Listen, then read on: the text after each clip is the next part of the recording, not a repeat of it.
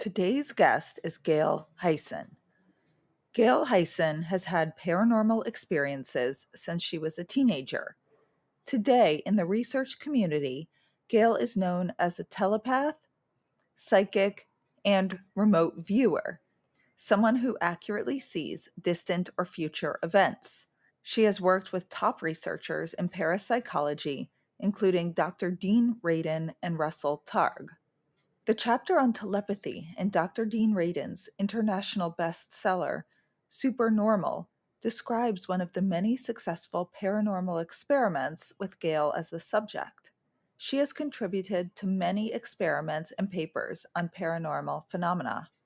In 2011, she was initiated as a Mongolian Buryat shaman. In 2014, she was awarded an honorary doctorate from Mongolia's National Academy of Sciences.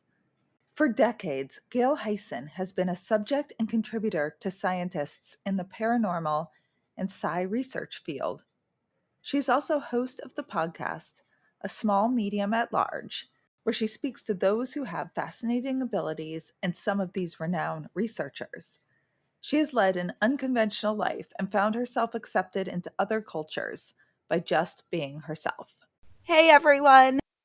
I'm really excited to let you know about the science and spirituality salons I'm now hosting. During these intimate events, a scientifically verified psychic medium will give all of you readings, and I will give a talk on the science and evidence that changed my mind about an afterlife. This will also be an amazing opportunity to get to meet some of you in person or virtually and to share more about all the science and data that transformed my worldview and got me through my worst days. These can be hosted in your home, in a nearby cafe with a private room, or they can even be virtual. I've hosted a few already, and they were really special, fascinating, emotional, evidential. So if you're interested in getting a small group together over dinner, brunch, drinks, coffee, to learn more about the science and to get evidential medium readings, send me an email at hello@wtfjusthappened.net and put science and spirituality in the title.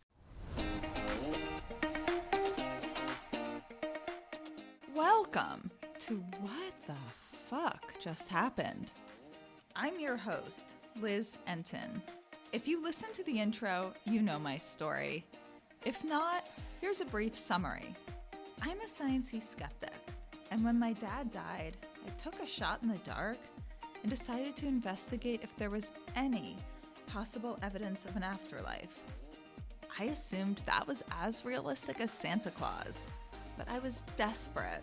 However, I was so blown away by what I discovered that I wrote a book and launched this podcast. In this podcast, I will be talking to some fairly normal people about some really weird shit. I speak with everyone from psychic mediums and afterlife researchers to ordinary people who've had some inexplicable experiences. So come, listen. There's no need to draw any final conclusions. Keep an open mind and wonder, what the fuck just happened? Hi, I'm Gail Hayssen, and I'm happy to be here today with you, Liz, to talk about whatever interesting questions you have about all the different things I've been involved in over the last, I don't know, maybe 53 years or more. I'm so excited to have you. First of all, how did you even first notice that you had these abilities? Well, I guess we should tell the audience what would these abilities be. I've been told I'm very psychic. I seem to have experiences where I've had no trouble doing remote viewing, or I've had out of body experience. I'm somebody who sometimes dreams things as they're happening or things in the future. I think that all of these things happened to me starting as a child. So they're not something like that I started doing later in life. It's just something that's been in part of my life all my life. So you've never not had these abilities. They've gone back as far as you can remember. When I was 15, I actually took a course called Mind Dynamics with my family and with my dad and mom and my brothers. And that was one where I actually learned about the things that are, some people call them gifts, whatever the right word would be. But I learned about some of the things that I'm capable of doing without knowing them because I'd never had a structured way to say, well, go inside somebody's body and tell us if they're sick, or do these different kind of things, techniques I learned when I took this particular course. Before that, it was only just things that just sort of happened naturally. Did you say you were able to go into someone's body and tell how they were sick? Yes, yes. Can you give an example of a time you did that? Let's see, I did that from when I was 15 years old till I was 17. So I did it for 2 years. And what they were called when I did it with this organization called Mind Dynamics, I was taught to, the whole premise was that you would learn how to do what they called cases to help people who were sick.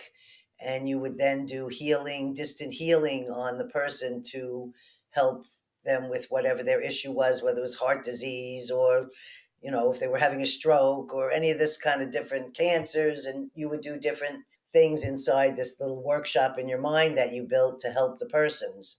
And what they did was they would tell you the name, the age, and the city of the person. So someone would say, Mary Smith, she lives in San Francisco, California, and she's 27 years old.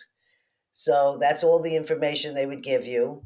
And then you were taught to see the image of that person's body or person themselves inside this little workshop in your mind, and you would start to learn ways. In the beginning, when you first do it, they would say, just what area of the body are you drawn to? Or do you see any colors of blackness or redness or any kind of colors that come in your mind when you're looking at the person's body? So it started off with simple techniques like that, but then the more that you did them, the more accurate and the more information came to you. And so, in some instances, I was able to even tell the people what pharmaceutical drugs they were taking for their illnesses. So it got very, very detailed. And the more that I did them, the better I got at it.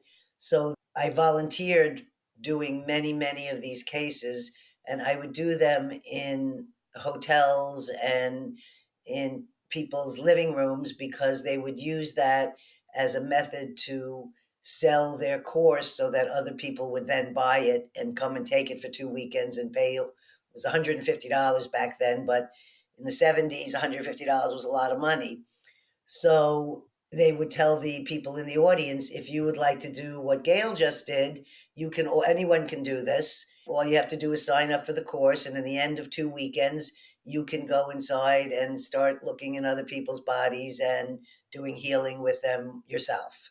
So I thought as a teenager that I was doing this really wonderful thing to help other people, but I wasn't taught at the same time, because I don't think these people really knew what they were dealing with, that you need to protect yourself when you're going inside people that are ill or people that are dying. And so I started having negative experiences that some might call possession, or where an entity is attached onto your aura, or I'm not exactly sure what words would be the correct words. And when I had those kind of experiences, I went to the people I was working with, and I was doing this all volunteer, so I wasn't getting paid to do this. And everybody said, you create your own reality. So I was 17, kind of freaking out. And I took it seriously when I would take a patient, or not a patient, a client or a customer case. I would work on them for a whole week. So every day I would spend time where I would put gold light around them, or I would immerse them in water, or whatever image came to me that would be a healing, distant healing method I would use to try and help them. And I didn't know anything else about this. That's all I knew, is that that's what I was doing. I didn't realize that that could affect my own health or my body. And so when that started happening, and I didn't receive any help from them, I ended up saying I will never do that kind of work ever again. So I stopped doing that, and I just let whatever natural things happen to me for the next, I don't know, 30 years. Or I met Dean Radin and Russell Targ when I was about, I think I was 40 maybe, or 39, or 39 or 40, something like that.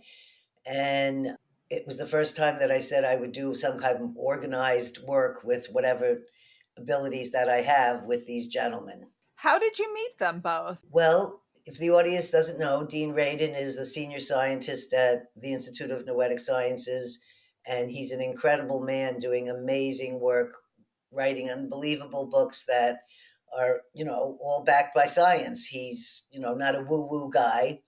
And Russell Targ is one of the founders of the Stargate project, the remote viewing that was done at Stanford Research.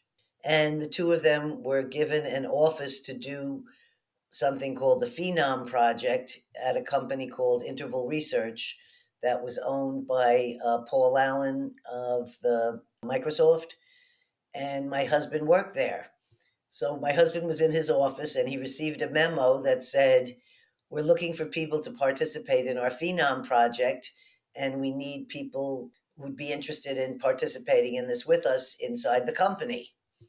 And my husband said, my wife doesn't work here, but she has been amazing me for the last few years with things that she tells me when she wakes up in the morning after a dream or something.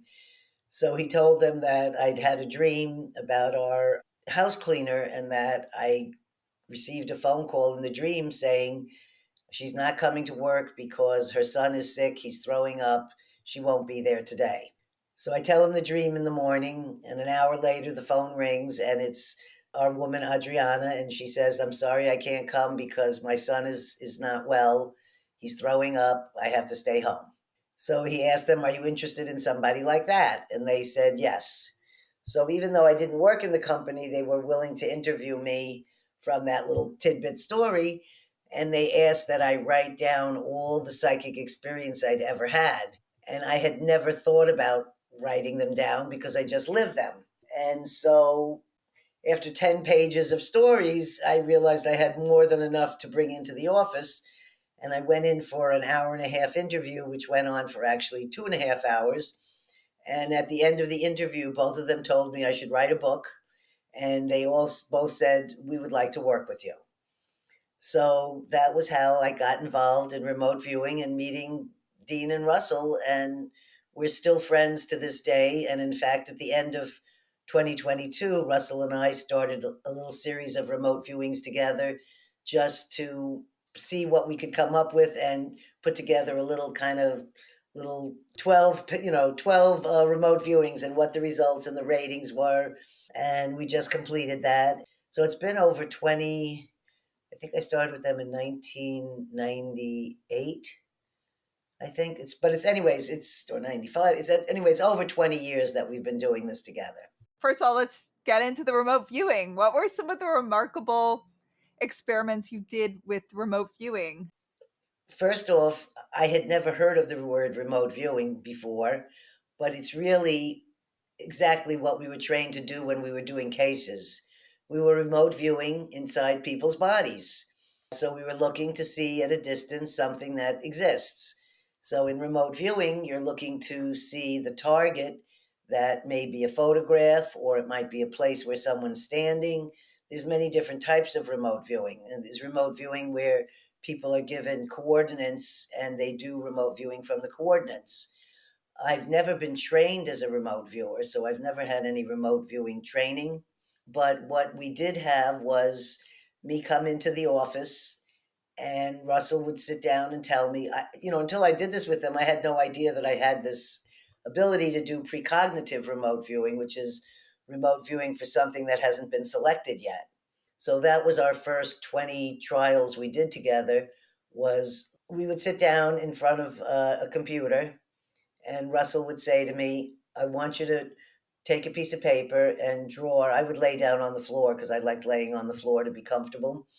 And I would lay down on the floor and he'd say, it's 1 o'clock now. And at 3 o'clock, we're going to see a photo that was generated from 300 National Geographic photos, and we'd like you to draw now what photo that's going to be. So this was a task I didn't even know that I had the ability to do because I'd never been asked before to describe something that hadn't even been chosen yet.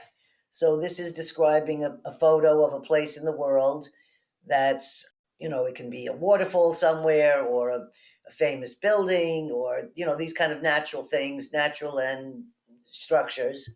And in the beginning, I would have very good attention to small details in the photographs. But then as we did more and more, I would start to learn the method of doing this kind of remote viewing, and you don't actually say the name of the target, you just describe what the target is, but you would never say, oh, it's the Eiffel Tower.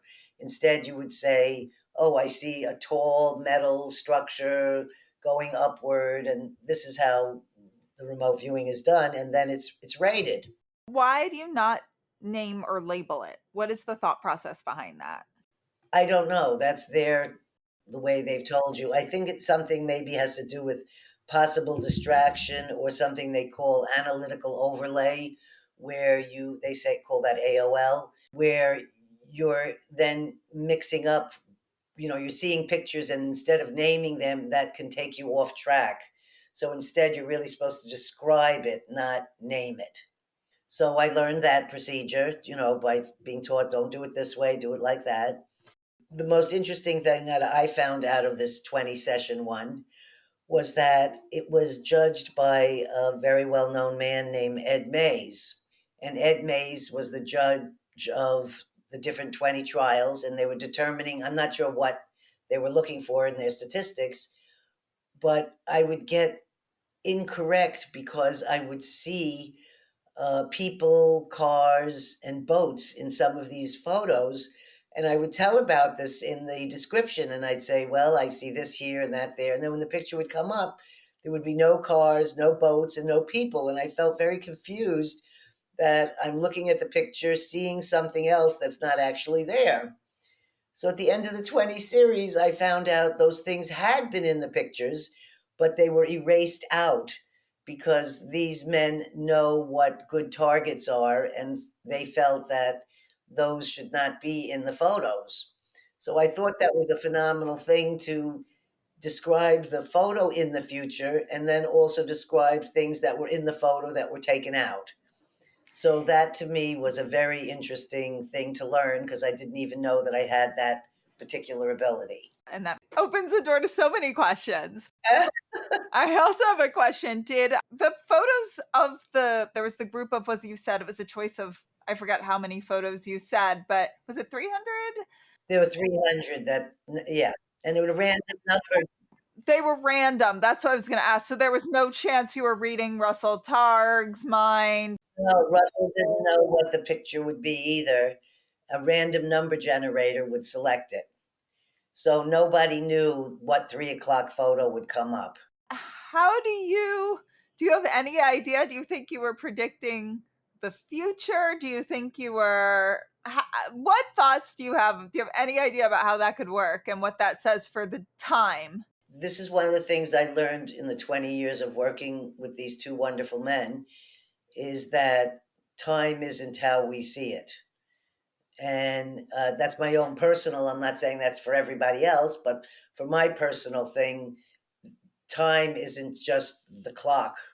There's something else that's beyond time. When you go to this particular place, time doesn't really exist there. So it's sort of like what happened in the future or what happened in the past or what happened in the present. It's all the same. There is no time regarding those things when you're trying to remote view something that hasn't even been selected yet. How can you do that? I'm not sure. I can't answer how it actually happens, except that time isn't like we think of it. Do you think there was any way you could have been having a psychokinetic PK influence and you picking the image influenced the machine picking that one? I don't. I do think that there's things that can happen where you can influence things maybe, but those seem more like what you're saying. I had to prove to myself that I wasn't people reading people's minds back when I was a teenager. And the way I figured that one out was because I kept thinking, maybe when I'm sitting here and I'm telling them the sickness of a person, maybe it's because they're thinking in their mind, oh, my aunt has leukemia. And they're thinking it, so I'm reading their mind because I know I've done that where I have read people's minds before. So I know that that's a possible, technique. So I was very curious, and I think I was about 16, and I was visiting in New York, and I saw my best girlfriend from kindergarten, and I said, let's do a case on your mother. And her mother was alive and everything, and she wasn't like sick or any diseases. But when I went and scanned her body, I discovered, I can't remember, it was either a broken arm or a broken leg. I can't remember the detail. And I told her, and she said, oh no, my mother never, broke her leg. And she went back and told the mother about the case I did and told her about the broken leg or arm, whichever it was. And she said, oh, yes, that happened when I was a young girl, way before I was ever married. So it wasn't even a story that she would think to tell them as they're growing up. And that was when I learned in that moment that this was not a mind reading experience. And in fact, I was doing a remote viewing with Russell recently, and I have pictures of these if we want to show any of them later, but it was a remote viewing of a ceramic large eyeball, and then it had wings that came out that were all feathered. But as people who know Russell very well know that he's legally blind, so his eyesight, he can see, but he has, he has special glasses, and he can read on his computer and all these things, but he's never been able to get a driver's license. And so when I mentioned it to him, he hadn't see I got marked incorrect, and then when he looked at it closer, he realized he couldn't see the detail that it really was all feathers and wings. So these kind of things happen, as you're learning and working together. And I find anytime I do remote viewing with Russell, he has such a special way about his being what they call the monitor, and I can always come up with incredible results when I work with them. So I do think there's something, even though I'm not reading the person's mind, there's something that's happening between Russell and I when we are doing our remote viewing. There's some sort of a connection that takes place. Have you had any mediumship experiences as well? Well, I never, even though the title of my upcoming book that hopefully I'll get done this year is A Small Medium at Large, I, in fact, and even a lot of these titles and things, I've had to actually look back and realize that, oh, I am a medium, or oh, I am a shaman. No wonder they turned me into a shaman. So it's sort of like a learning process for me. In the mediumship, what I do sometimes with people when they come to my house, and I don't have a shingle out, I don't do this publicly. This is only like family or friends that have a busy enough life with all these other things. But if somebody passes away and a person is feeling like they didn't have closure, or they don't feel like they want something else more to connect, or they just want to feel some lifted up energy from the experience of the loss, if they come to me, I'll do my little shamanic blessing on them, or ceremony, or whatever you want to give the name to this. And in that experience, I'll hear information coming from that deceased person, because I don't know the deceased person in some of these cases. And I'll share that with the person that's sitting there, and they will be so grateful that they could tell that somehow my description of something about that person makes them feel comforted, that they know I've connected to them. And they're just silly things like, I had a friend that lost his partner of 35 or 40 years, a very long relationship.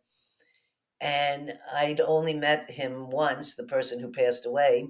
And I didn't know anything intimately about him. But as I'm doing the little ceremony, I keep smelling cologne.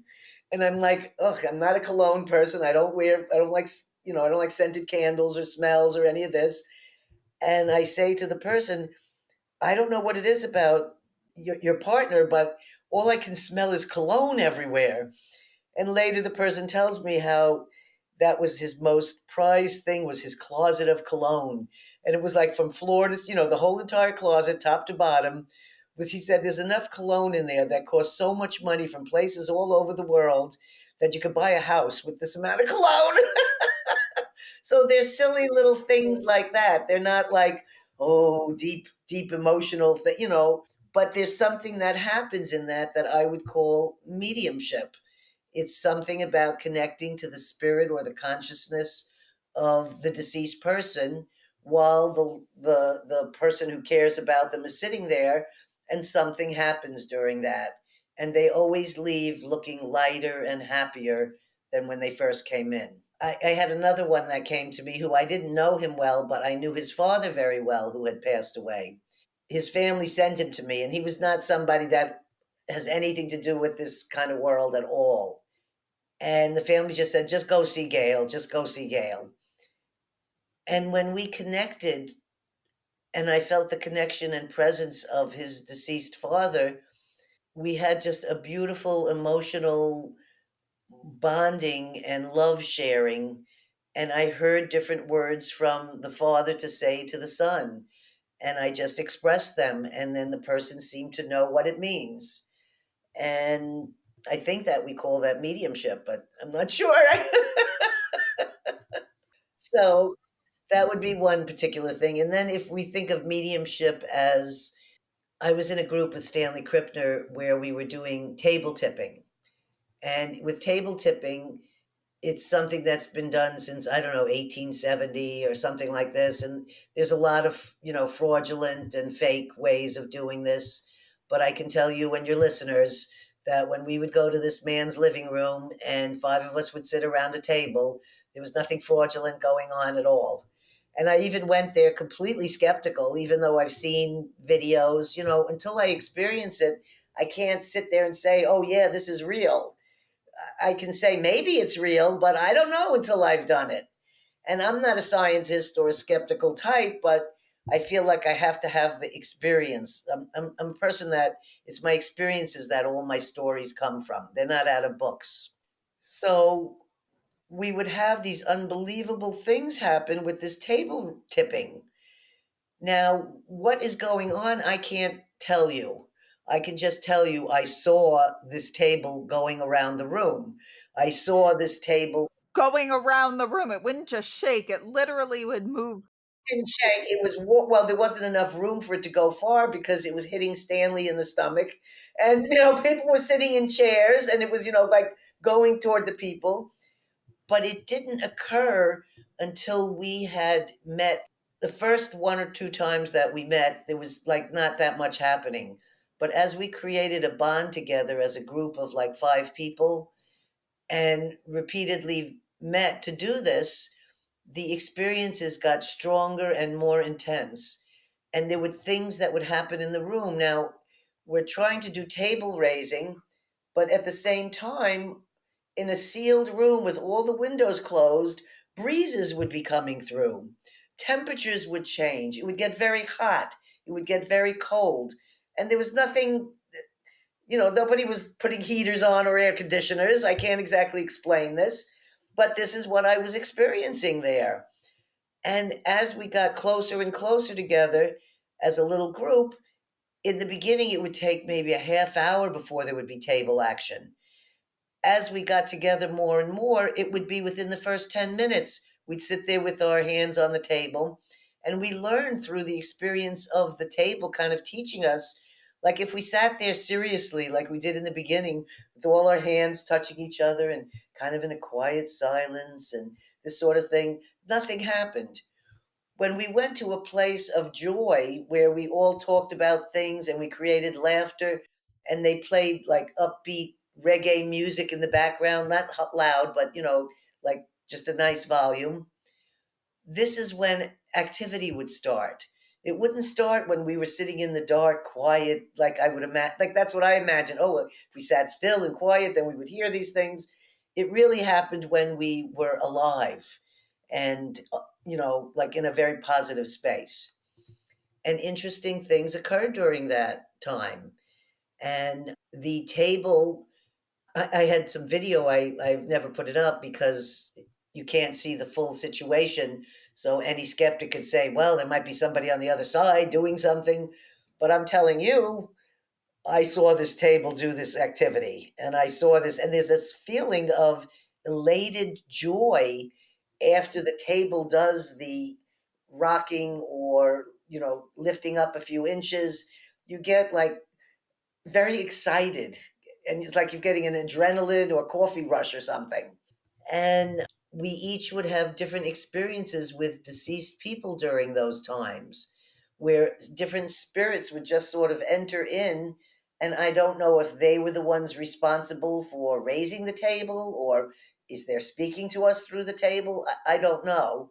But myself, I was describing to a T, one of the other people had lost a young man to suicide who was only in his 20s, and while we're doing the thing, all of a sudden he presented himself, and it's like you visually see this person describe it, and the person that's with us at the table saying, yes, that's him, yes, he is that personality, yes, he does do these things.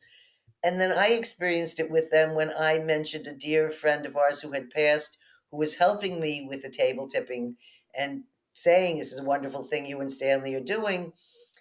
My dear friend Jean Millay, and she had said to me, you contact the spirits when you do that. And I didn't know what you do for table tipping because where's the guidebook? I don't know. And she had passed away before we got to speak with her about the next table tipping and what went on. And when she passed away, she had a very rare and unusual passing. And none of the people in the room besides Stanley even knew her name or who she was. So it's not like they had a history of Jean Millay or they read her books or knew what kind of person she was. When all of a sudden she presented herself, not like a physical, it's not like that. I don't see like if you watch a show on TV where you see like a shape of a person and it's standing there in front of you and it's sort of see through or cloud like. When I'm saying I'm seeing something, I'm seeing it in my third eye or somewhere inside my mind. And the vision, that's where the vision is. I don't actually see it floating out there in front of me where I could say, oh, there. But we would have descriptions, and also I would feel my things are usually auditory, and my body feels something about what's going on. I'm not like a visual person who sees an actual dead person standing in front of them. So the young man, I had described different things about the young man, and they were exactly who this person was. And then it was the other way around where we had Jean Millay. Now, Jean Millay was a very dear friend of Stanley Krippner's and myself, and she and I had been talking about the table tipping, and she was telling me how it's spirits speaking through the table. That was her, information. And she passed away while we were doing table tipping sessions. So I thought when I went to the next session, since she had passed away and she was involved with this on the telephone by me sharing the stories, I would bring her to the session. So I mentioned her name, and the other three people did not know her or anything about her and had never met her. Only Stanley and I knew her. And the three other people, they came up with the exact information. One of the women said, all I keep thinking is things about light and how light moves and things, light going this way, light going that way. And here's a chart of something Jean had put together about light and how light travels or different things about light. It was just that the point being that it was something she felt so much information about that she made charts on it. So when they were saying all these things about light, I'm thinking, wow, they're really picking up on Jean here. But it was the last thing that they said that totally confirmed to me that you cannot tell me Jean wasn't there at that moment in spirit or consciousness. I'm not exactly sure what happens here, but she died in a way that the only other person I know who's done this was Aldous Huxley. And I've heard people talk about it, but I've never heard of anyone who actually did this. But she wanted to pass while doing acid at the same time. And so acid had been ground up and put into her feeding tube so that she would have this experience. Well, no one in that room, even Stanley, didn't know about this. And I had only recently known about this information because her daughter had told me. And the two women, one of the women said, the other medium, in fact, I feel like I'm tripping on acid. I was getting kind of scared because she was really seemed to be getting very high there in front of us. And when she finished, she said, the thing is, I have never taken acid in my life. So it wasn't even a connection of something she could say, oh, yeah, I'm experiencing acid. I've had this before. And when it was over, I had said to her the story I just told you, that Jean was actually on LSD while she was passing. And so I can't describe a more accurate mediumship for a woman to be able to pick up while we're doing table tipping that kind of an experience from someone who's never even done acid in her life. Where would she get that kind of information? She didn't know this Gene. She didn't know anything about what had happened. Even Stanley didn't know. So nobody, she couldn't be, where did this come from? When she's all of a sudden going, I feel like I'm on LSD, you know? So those would be some mediumship stories. I had a table tipping experience once, so hearing a verification of one kind of means a lot because it was with someone I cared about a lot too. You have two Dean Radin stories about electronics. One happened in the beginning when I was doing those trials I told you about back at Interval Research in Palo Alto. And it was, Russell and I would do a remote viewing in the morning, then we'd go have lunch, and then we'd do a remote viewing in the afternoon. So we would do two remote viewings, and I had a very young baby at the time that was, she was maybe 2 years old, I think. And so I was pretty tired from just being a mother and all. And it was also a long drive from Sebastopol to Palo Alto. And sometime I'd spend the night in Palo Alto in another house we had there. Well, the weirdest thing would happen when we would sit down to do the remote viewings when I was really, really tired and really didn't feel like I could do a good remote viewing that day because I was so tired. But I had our schedule, we'd meet once a week and I wasn't going to miss the day. Weird things would happen in the front of the computer where I would crash the system. And the guy that was the IT guy in the basement would come running up and saying, what is going on up here? I've never had this happen. What is she doing? So this happened a couple of times, and I realized it was when I was really, really tired. I was doing something that was making the equipment crash so that I actually couldn't do the remote viewing at that moment. And the only reason we knew is, and this was a huge place, so they had, huge rooms of computer equipment that this man was taking care of for all these different scientists that were working there. So that was one that happened in our early stages of remote viewing. But then many years later, maybe 15 years later or so, Dean had been the senior scientist for many years then at the Institute of Noetic Sciences, and he was doing something called the double slit experiment. And in this experiment, he had this $20,000 piece of equipment that has photons going through it. So that's an actual stream of light. I'm not good at scientific explanations, but this machine was doing something with photons, and he was looking for people to mentally interrupt the photons, and you were hooked up to, machines for your brain and things to see what was going on if you could interfere and stop this, and then it would show on the computer that the photon had been interfered with. Well, when he asked me to do the experiment, it had been some months after the passing of my father. Maybe it was close to a year. And I was still so distraught about losing this man I loved so dearly. And I didn't think I could do anything psychic again because I was so drained. And my husband said, just go, just go. You don't worry about it. You know you're going to do what he needs. And I was like, oh no, I can't do anything ever again. I'm just done. And I get in, and Dean hooks me up. And when we do the experiment the first time, I didn't really understand what I was supposed to do. I didn't understand what a photon machine was or whatever. So I said, let me do it a second time because I didn't really get the information about what I should do here. So when he locks me in the Faraday cage, and if your listeners don't know, a Faraday cage is an electromagnetically shielded room that's been used by scientists for many years to show that no other electronic interferences or things are getting in that room. And while I'm doing this thing, he locks me in the room. All of a sudden, I look at it and I have all this anger, and I just start yelling at the device, and I say, "You know what? I'm just going to blow the whole fucking thing up." The next thing I know, the second after that, saying that out loud in the Faraday cage, all the electricity goes out in the room. And if you've ever been in a Faraday cage, you're in pitch black darkness. And there's a rap at the door, and he comes to the door, and I say, "Oh, I'm so sorry, Dean. I yelled at the device, and I hope I didn't damage or break it."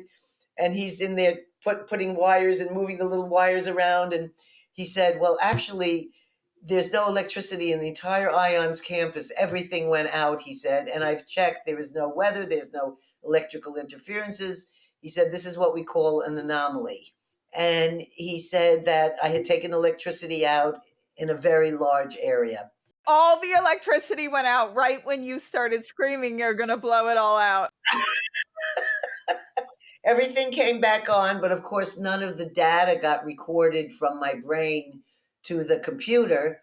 So you can't have any scientific proof of what happened because it stopped everything.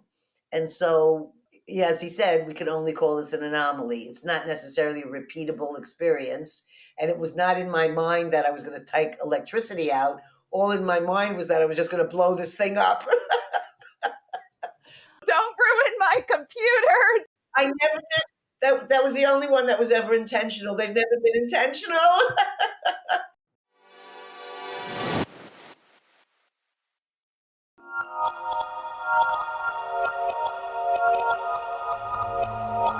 Approximately 185,000 murder cases went unsolved from 1980 to 2019.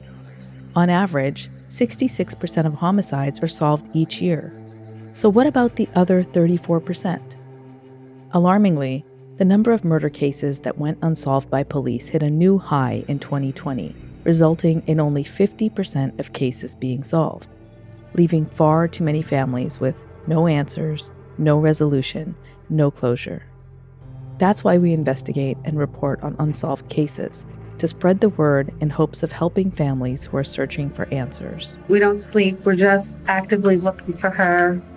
These girls were alive. They were living, breathing people. They weren't a picture in the media.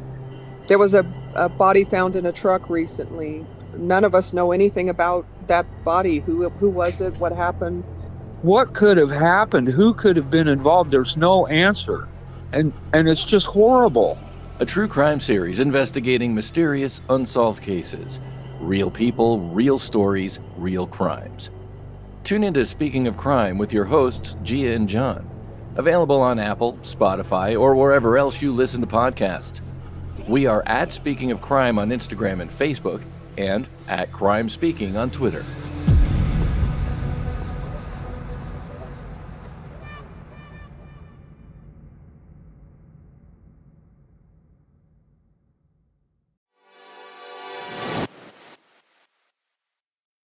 Hi, can I ask all of you listening a favor?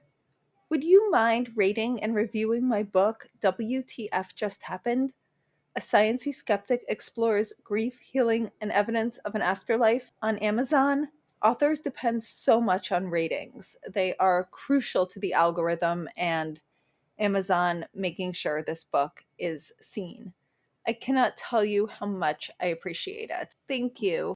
So it sounds like you did some amazing experiments with Dr. Dean Radin. Are there any others psychic related that you want to share? I know you shared some remote viewing, but are there others you did with Dr. Dean Radin where you didn't blow out the electricity? Oh, yes. Well, that was only I don't think they'd have me back if I was blowing things up all the time. But there was a beautiful one because it became a long-term friendship. And I ended up being the medical power of attorney for this woman when she was very ill and passing. So her name was Dr. Ruth Inga Hines. and she was the founder of the Shamanism Conference on Shamanism and Alternative Modes of Healing. And I didn't know anything about her or her conference, and I didn't have a whole big involvement in shamans until this woman came into my life. In fact, she's the one who had me take care of all the Mongolian shamans, which when they came, and that opened up a whole world of my involvement with the Mongolian people that's been going on since 2006. So it's a long-term involvement. She was coming to Ions, and I was handling registration or something for some conference we were having. And I worked volunteer, and I was also paid to work, and I was working in the research department there at Ions.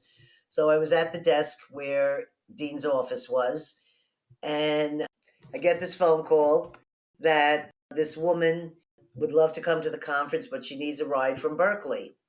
So I say, "Oh, I'm happy to help you. I'll drive to Berkeley and pick you up." I pick her up. I bring her up to the Institute of Noetic Sciences, and she's going to participate in an experiment. And the experiment is that she has to sit in the Faraday cage while the other person is in another building, in another room in front of a computer, and you're given an object of the person. So I didn't know anything about this woman except giving her a ride, and I'm holding her rings in my hand. And she would see a vision of a picture of me on the computer in her Faraday cage, and I would see one of her, and they would turn it on and off when we were doing this communication. And sure enough, I came up with these unusual things where was I didn't know her, and I said, I feel like I'm in Austria. Like this woman is, something to do with Austria, and there's all these things about Austria. And then I say in the thing, why doesn't she smile? I'm trying to get her to smile. So I'm sending her this psychic message of, you should smile. You should smile. At the end of the experiment, she comes to tell me that she had just spent the day before with Father Tiso, who was a priest from Austria, who she had just spent all this time with the day before. So that's why Austria was in her space or in the feelings I was picking up in her rings. But she said, but when you tried to get me to smile, she said, you could see on it like she was just trying to, the little lips were kind of trying to, but she was a stern German tough woman, and smiling was just not part of her way. So the woman wasn't in the room with you when you said the smile, or this was someone who'd passed away. No, this was your. No, she was in the Faraday cage, and then after we say everything, then you meet afterwards, and it tells you whether the things you said were accurate or not. Got it. And because we had such a deep connection that way, and she kept saying to me, "You were getting ahead of me. Before I would have the thought or the thing, you were getting ahead of me." It was like pissing her off. And she said, and that's when our friendship began. She invited me to come to her conference as her guest, and she changed my life. So I would say that was a very important experiment that they were doing about whether you could hold an object and get information from the object.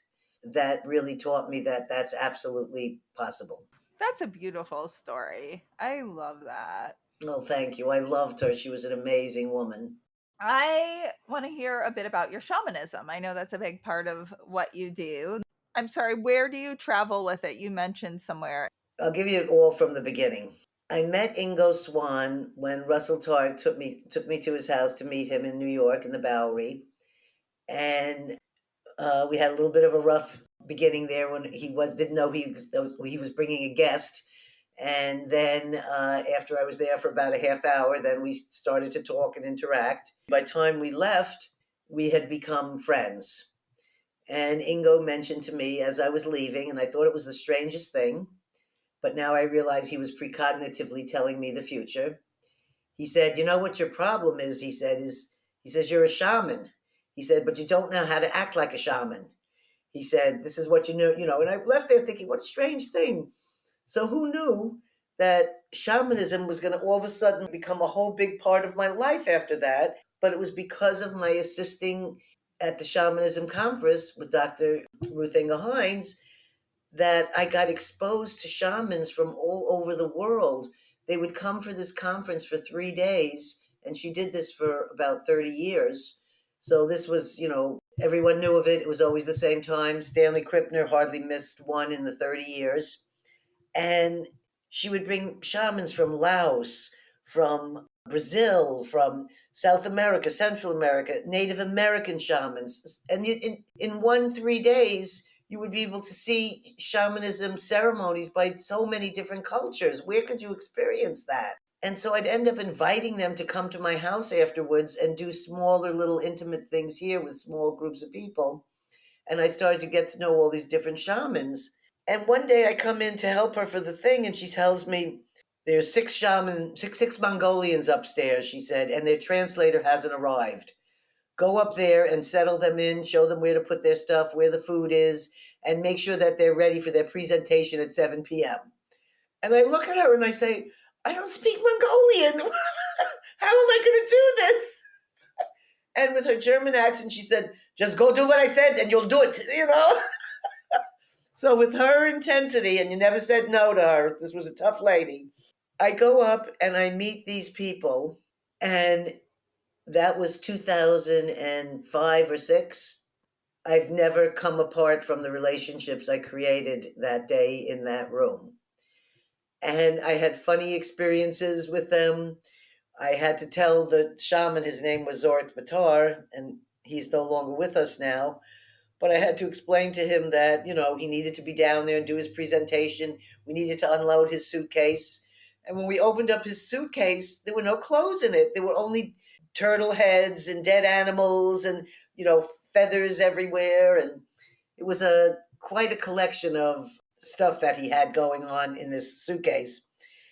And we just did charades and what I consider telepathic communication that I'm very good at. And we communicated telepathically. That's really the only way I can tell you that we were able to do all this, because I could not speak a word of Mongolian.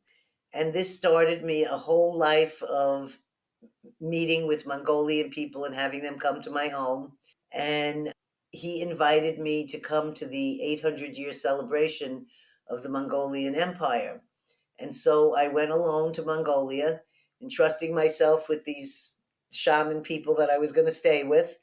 And I had 3 incredible weeks of touring and driving, hundreds and hundreds of miles all around Mongolia and going to sacred places and doing ceremonies and meeting other shamans. And I, in turn, invite them all always to come to my home. So I returned for a second visit some years later, and I brought my family this time, my husband and 2 of my 3 children. And we had some amazing time in there. And there was this woman that was part of the conference there. I spoke at 2 conferences in Mongolia. And she was a very powerful shaman.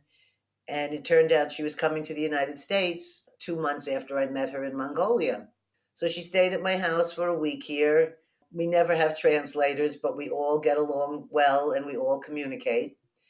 And she was leaving to go off to Chicago, where there's a large group of Mongolians who live there. And she was going there to do healing and work with her people before she would go back to Mongolia. All of a sudden, she's back at my door a week later and says, I couldn't go to Chicago. I saw too many spirits around you. I have to initiate you as a Buryat Mongolian shaman. So it was not something that I asked for, except according to Ingo Swann, he'd already told me ahead that this was my path. And I looked around at all the objects I had been given by these different shamans that I'd met at the conference or who had come to my house. So I had a collection of all these things for the initiation into shamanism.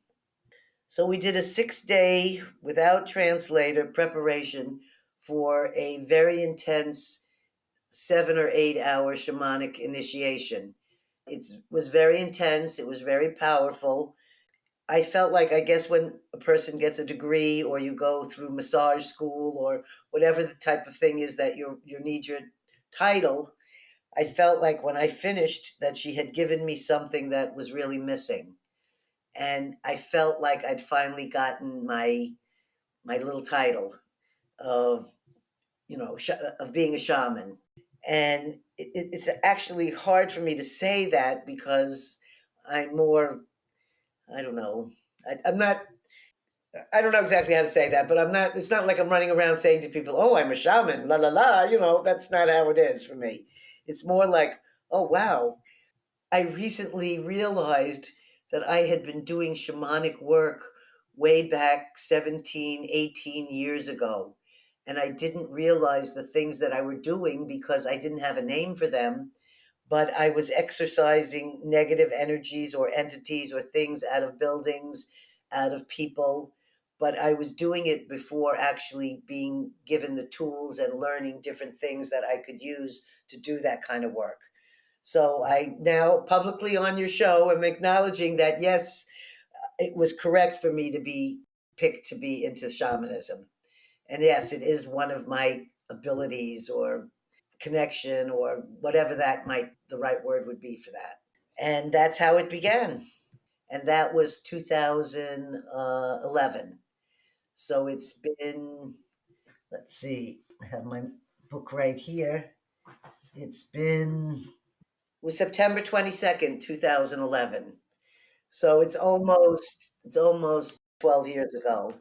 And I'll show that photo. She just so everyone listening knows, Gail just showed a beautiful book, which I'll put photos of and links to the little video in the show notes. So here is during the shamanism initiation. This is me in an altered state of mind because I had to chant and drum and play the jaw harp in 95-degree weather, jumping up and down for hours. And as my children looked on, and my son said, Ma, I know you had to be in an altered state because you can't take heat. And it was 100 degrees out, and you're wearing animal skins. Oh my God. Do you remember it? Like when you're in an altered state, do you have any memory of it?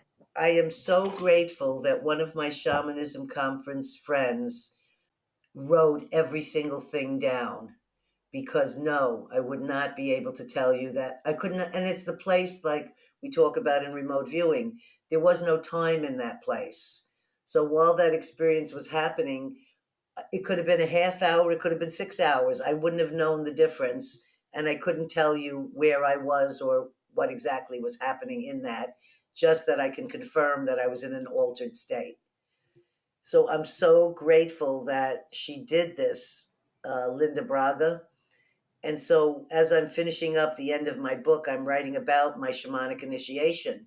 I can tell everything that happened before, the setting up of the things, the moment when Zagda asked me for something in her mind without using words, and I appeared with a grass from Siberia that someone had given me years before, and all she could say was, Gail, Gail, Gail, because in her mind she thought that, and that's what she wanted. And when she had a group of filmmakers come up to interview me and sit with her and do all of this for a Mongolian film, I got to find out then through the translator of the filmmaking that she said when she would think something, I would become in her head. And she would see me inside her head and she would tell me what to do. And then I would produce whatever it was. And there's no mind reading in that with words.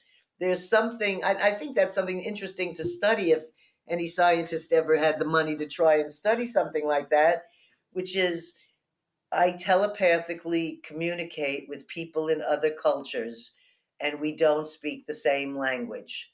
So something, and it's not just in Mongolian, I've done it in other cultures also. How does that happen? I don't know, but that does happen. And does that only happen with other shamans? I mean, people who have your type of abilities, just an average person like me, if we didn't speak the same language, you probably couldn't communicate telepathically with me, for example. Am I correct? I don't know.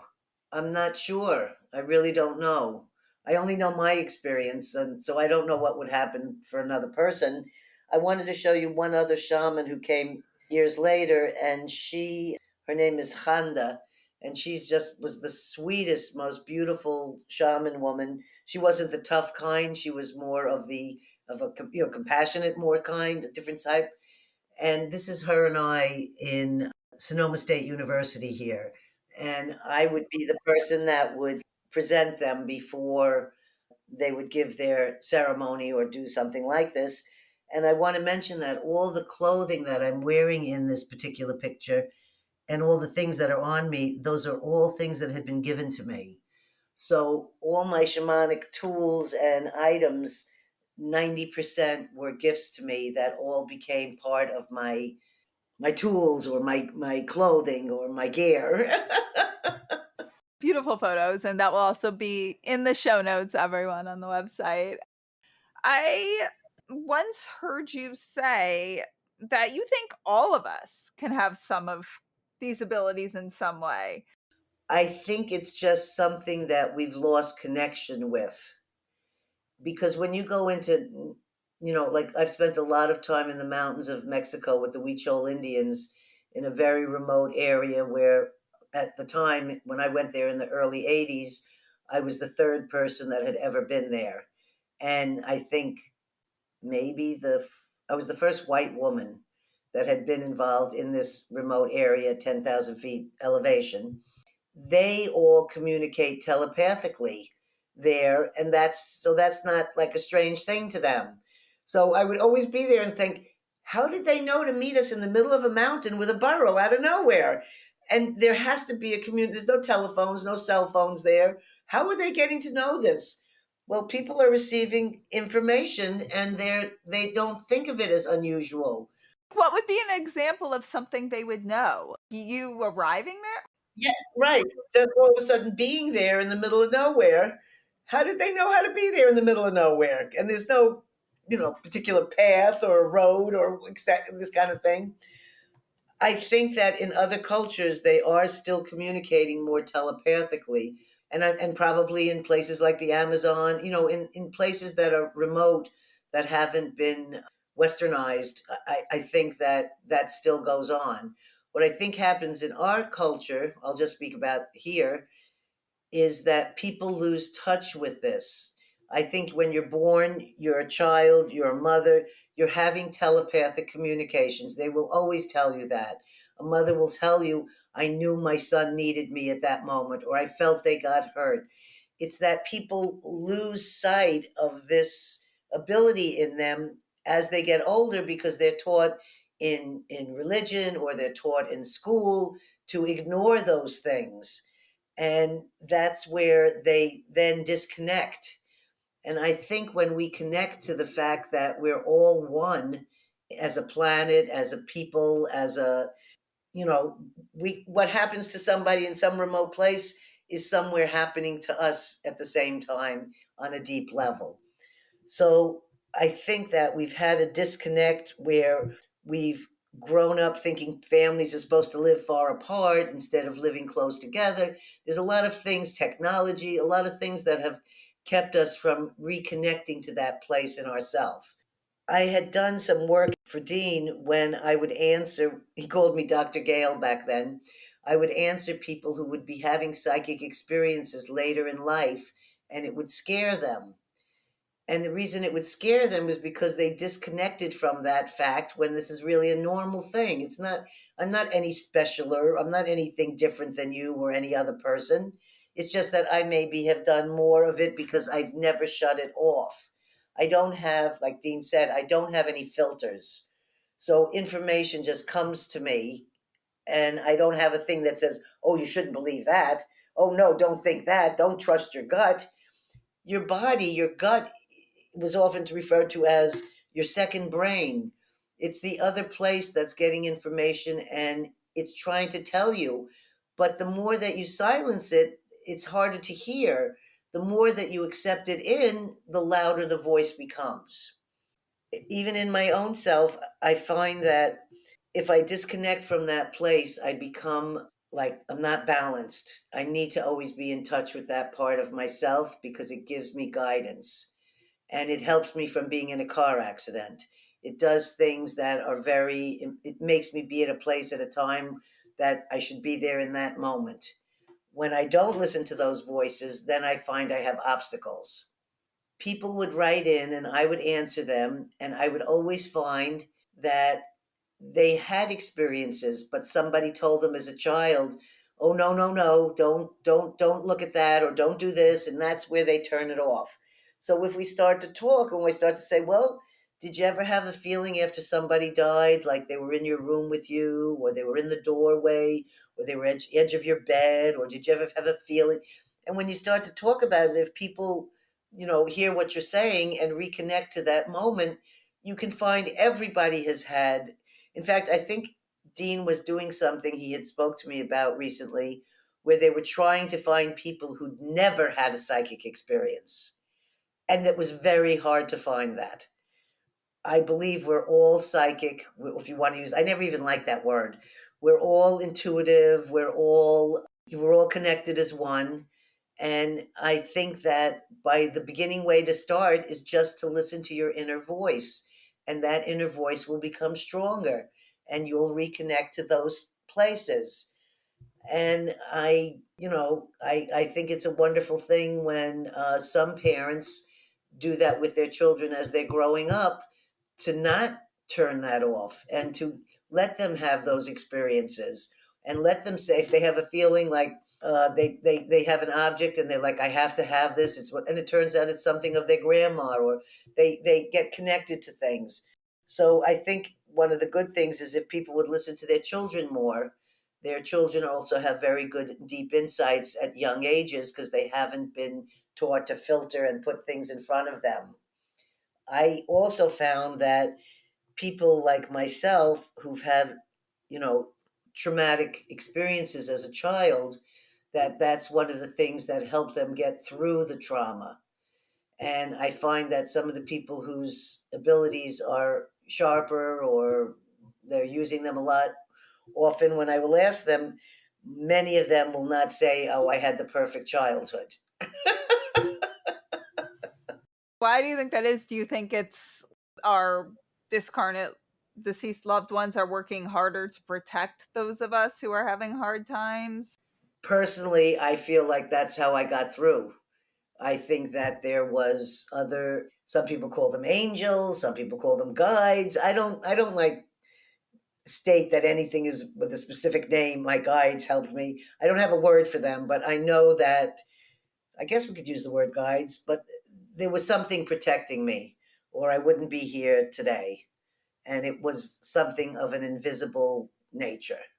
What do you think? Do you think, though, that there is actually an afterlife? And if so, why? And that our loved ones who've passed are still around us? What would you say to someone who's has a hard time thinking that could be the case and maybe they're in deep grief? I definitely don't think your body dies and that's the end of everything. What actually happens, I'm not sure. But the thing that I feel the most sure about is that consciousness lives on in a form of energy, in the what I call the invisible.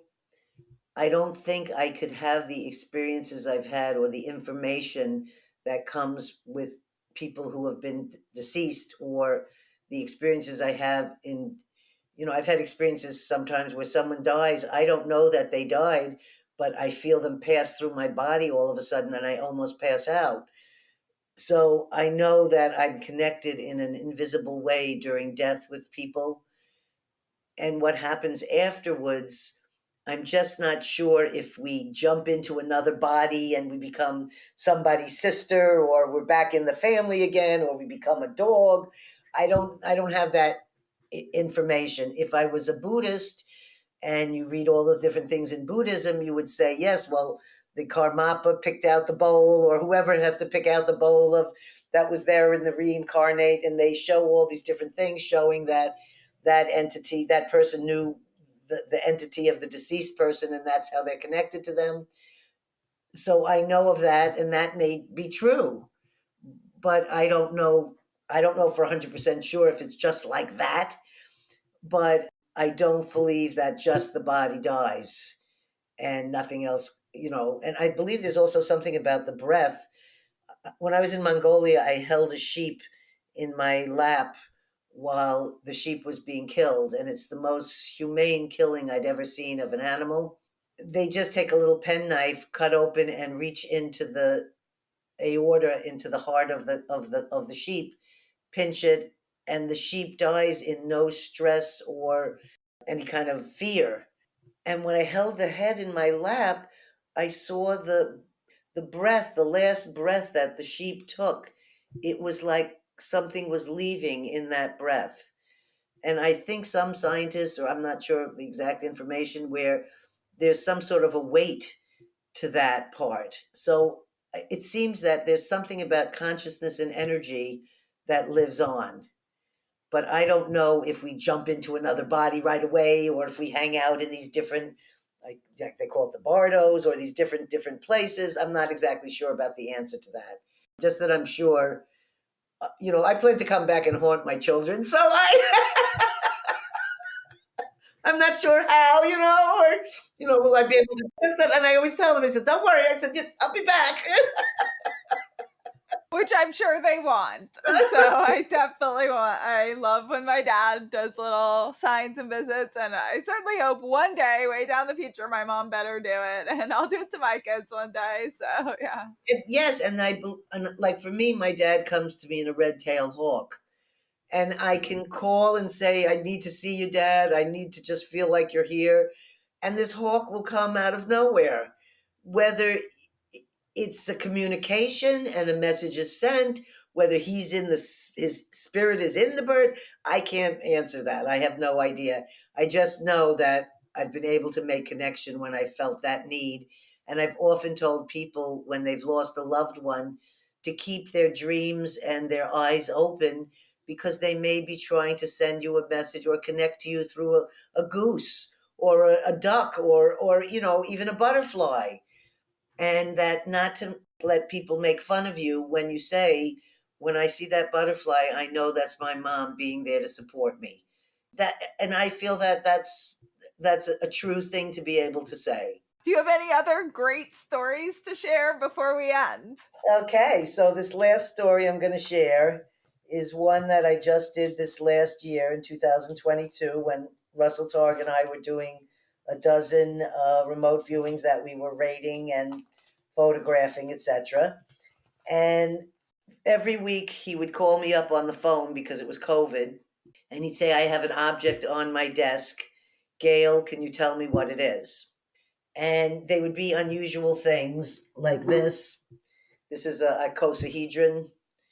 And I drew a little bar just like this, and I said, everything on it is the same side. Everything is the same, measurement.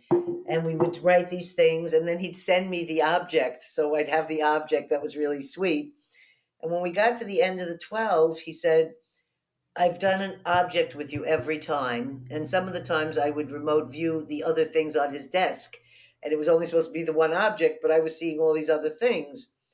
He said, this one, he said, is a photograph. It's not an object. And I would like if you could see if you could remote view this photograph. So when we went to do the photograph, I said, I could describe the photograph. And the first thing I said was, there's a lot of vegetation. And he said, well, let me stop you right there. I took all the vegetation out of the photo.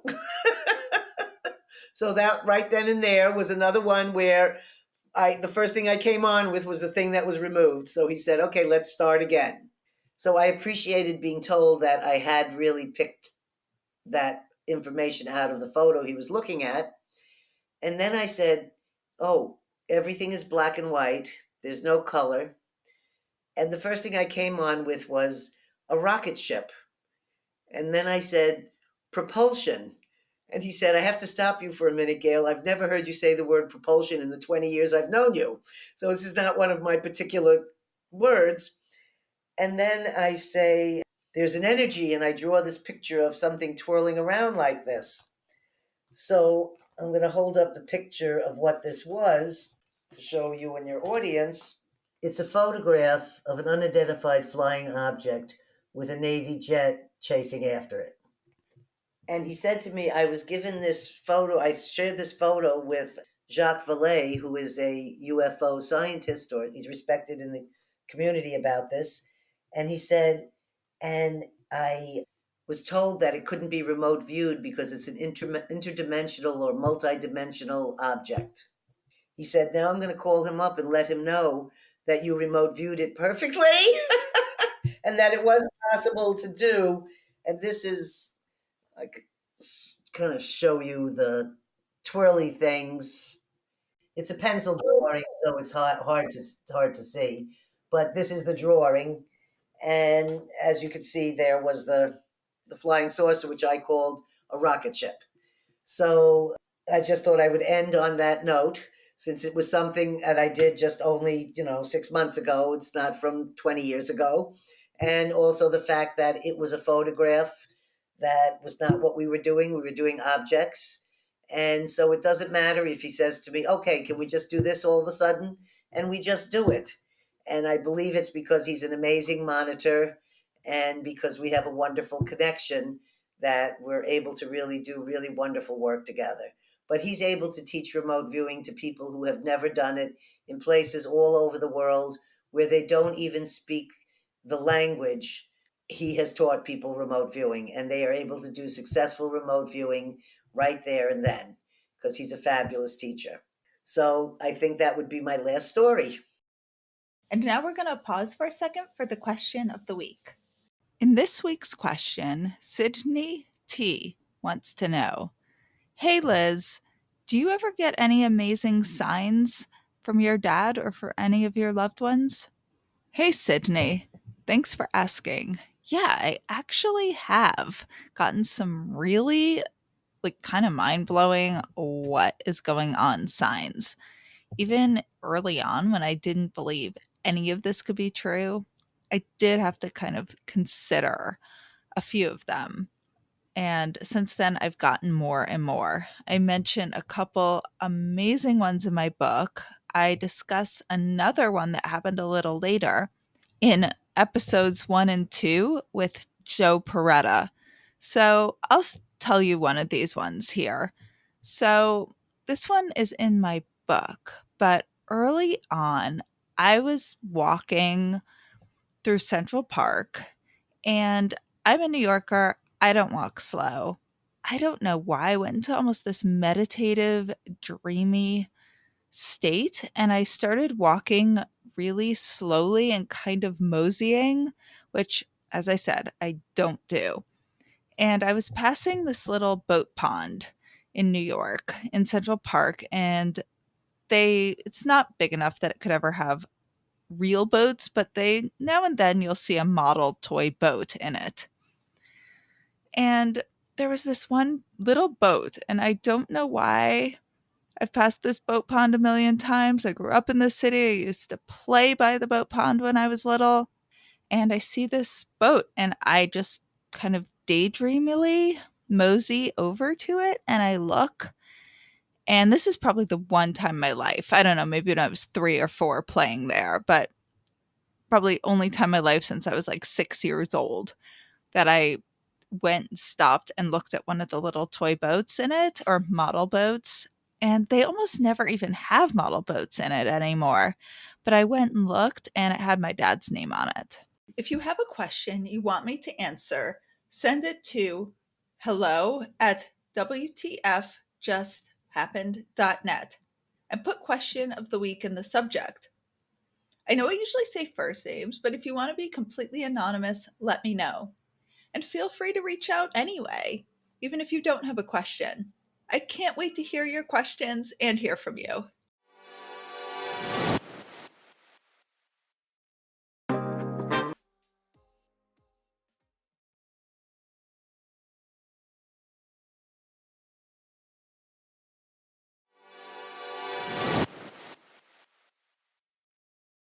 Where can our listeners find you and follow you, learn more about you, know when your book finally publishes, which I'll make sure to let everyone know about? Well, I would love if they wanted to go to my website, a small medium at large.co, and they can see shows I've been on and I think my YouTube shows. But if they want to just go to YouTube, I've been doing, I have 54 episodes now, and there are interviews with Dean and Russell and Stephen Schwartz and Sally Rhinefeather and interesting scientists. And there's also ones with people some may have never heard of who have amazing stories to share about their life. And that would be a small, medium, at large podcast with Gail Hayssen. They should be able to find it. It's on Spotify and My son and daughter post everything for me. I'm not a tech person. And if they ever wanted to read anything before my book comes out, I have 10 really fun stories. I have a spoon and fork bending story, and they're all on that site called Medium, where people publish their, few pages, and they're only like 5 or 7 minute papers, but there's some interesting ones there. And the one about mind dynamics that we just spoke about, if they go there, they can see the actual cards and things we were given. I published in it all the different things, and the people, if they want to know a little of that history, they can find it on the site Medium. Thank you so much. Well, thank you so much. It was really a pleasure meeting you, and I'm looking forward to having you on my podcast so we can do WTF. To get more information on what the fuck just happened, go to WTFJustHappened.net. There you can order my book, What the Fuck Just Happened? A Sciencey-Skeptic Explores Grief, Healing, and Evidence of an Afterlife, and you can learn all about how I came to conclude that there most likely is an afterlife. You can also learn about the early stages of my grief and the amazing, fascinating people I met along the way. You can also read about how much I harassed them trying to get evidence, see if they were cheating, and see if they were sane. There, you can subscribe to our newsletter. If you enjoyed this episode, please rate and review us wherever you get your podcasts. It makes such a difference, especially for a new podcast like this one. And if any of you have had a crazy what the fuck yourself, have any questions, feedback, or just want to say hi, reach out on either Instagram at WTF_just_happened_ or email me at hello@WTFJustHappened.net. And remember, you don't have to draw any final conclusions as you wonder what the fuck just happened.